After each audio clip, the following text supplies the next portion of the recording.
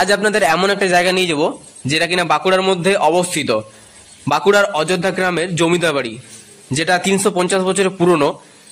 এর স্থানীয় ভাষার নাম আছে দেবোত্তর। তো দেখতে দেখতে আমরা পৌঁছে গেলাম অযোধ্যায়।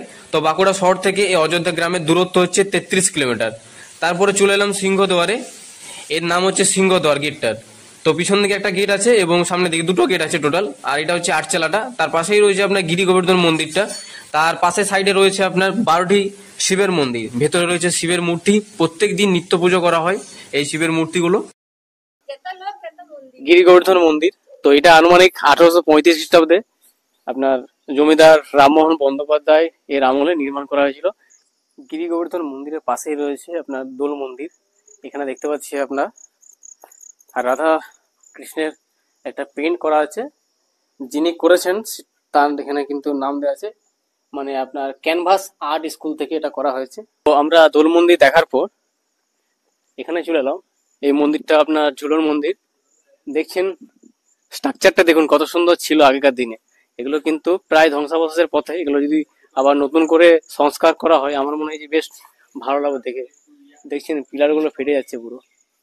শ্রী শ্রী রাধা দামোদর বংশী গোপাল জিউর মন্দির। আমরা একবার ভেতরে দৃশ্য আপনাদের দেখাবো।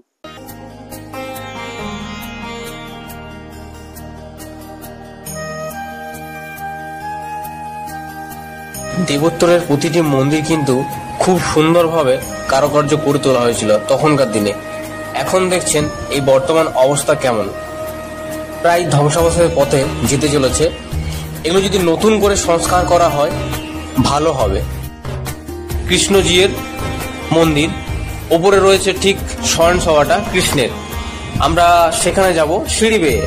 এই যে ঢালাইয়ের সিঁড়ি, এই দিকটা রয়েছে আপনার জঙ্গলে পরিপূর্ণ।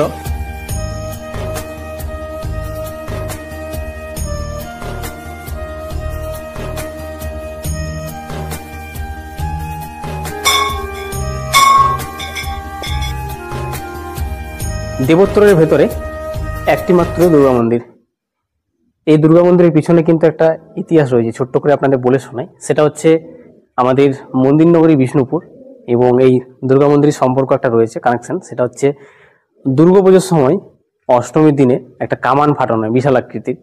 সেই কামানের শব্দ কিন্তু এই মন্দির পর্যন্ত আসে। তারপর এই মন্দিরের পুজো এবং বলি যে প্রথা রয়েছে সেটা কিন্তু হয়। তো এই জিনিসটা অনেকেই জানতেন, আবার অনেকের কাছে অজানা ছিল। তো আমি আপনাদের ইতিহাসটা ছোট্ট করে বলে দিলাম। মন্দিরের থেকে ঠিক পিছনে এলাম আমরা। আর আসা মাত্র দেখতে পাচ্ছি এখানে কেমন অবস্থা দেখতে পাচ্ছেন আপনারা।